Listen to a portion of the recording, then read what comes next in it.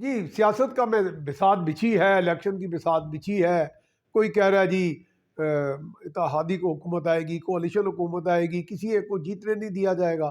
یہ کون قوتیں ہیں جو جیتنے نہیں دیتی، کسی کو ہارنے نہیں دیتی، کسی کو لے آتی ہیں، کسی کو جس کو ہم امپائر کہتے ہیں. پہلے کوئی سیاستدان کہتا ہے جی امپائر کی انگلی اٹھے گی، اب وہی سیاستدان کہتا ہے ادھر امپائر چلا گیا ہے.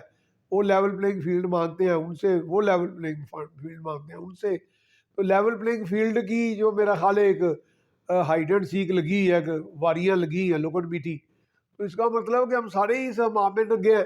جو زیادہ پارسا ہیں یا بہت صادق و امین ہے وہ بھی اسی ہمام میں ننگے ہیں، جو غیر صادق و غیر امین ہے وہ تو ہے ہی ہیں ننگے. تو اس میں ایک بات، ایک اور چیز میں ہمارے ہاں میں سمجھتا ہوں کوئی فرق نہیں ہے. وہ یہ ہے کہ جتنے بھی اچھے ہمارے سیاستدان ہیں، ایک کے بارے میں اب یہ صاحب کے بارے میں مشہور ہے کہ وہ چوتھی بار وزیر اعظم بننے کے خواہش مند ہیں. تو کیا بات سوال پیدا ہوتی ہے کہ کیا زرداری صاحب جو ہیں وہ انہوں نے اقتدار کا خواہش چھوڑ دی ہے؟ کیا عمران خان کو اگر 3 یا 4 یا 5 موقع ملیں تو وہ چھوڑ دیں گے؟ کیا وہ وزیر اعظم دوبارہ نہیں بننا چاہیں گے؟ وہ بھی بننا چاہیں گے.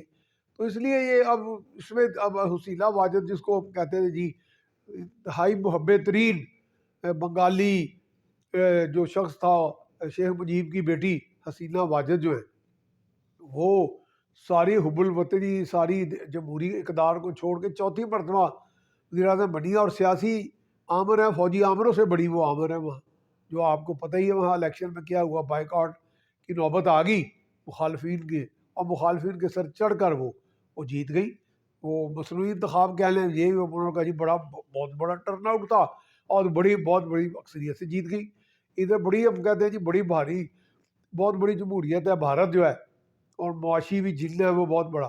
وہ جو جنوں کا بادشاہ ہے وہاں پہ نریندر مودی، وہ تیسری مرتبہ وزیر اعظم بننے کے لیے تیار کھڑا ہے. تو یہ کوئی ایک میرا خیال ہے ایک ہمارے ہاں یہ خطے کی بیماری ہے جس میں سارے ننگے ہیں. اور اس حمام میں وہ بھی ننگے ہیں جو صادق و امین ہے، اور جو غیر صادق و امین ہے وہ تو ہے ہی ننگے. دوسرا یہ ہے کہ کسی شخص نے کہا کہ آنے والا انتخاب ہے، اس میں کون جیتے گا؟ میں نے کہا پہلے تو کہا یہی جا رہا ہے کوalition ہوگی، یہ جیتے گا وہ نہیں جیتے گا، یہ کم ہوں گے وہ زیادہ ہوں گے. میں نے کہا جس کا جھانسا، جس کا لارا چل جائے گا. انہوں نے کہا یہ کیا مطلب؟ میں کہ ہمارے ہاں تو جھانسے کی سیاست چلتی ہے. جھانسا جو ہے وہ نہ صرف سیاسی میدان میں، یوٹیوب میں، الیکٹرانک میڈیا میں، بیوروکریسی میں، ہر جگہ پہ چلتا ہے.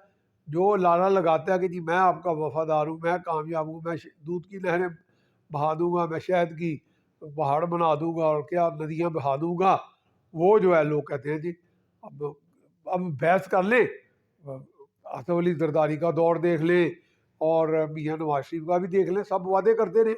اور عمران خان نے تو حدیں ہی پار کر دی. 1 کروڑ نوکریاں یا 1 کروڑ گھر تو 50 لاکھ نوکریاں.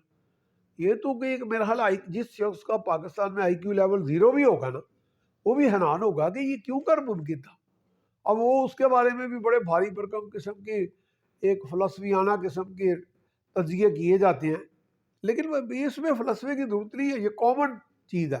لیکن بات یہ ہے کہ اب جھانسا کس کا کامیاب ہوتا ہے؟ اور جھانسا اس کا ہی کامیاب ہوگا جس کا امپریشن بھی کامیاب ہے.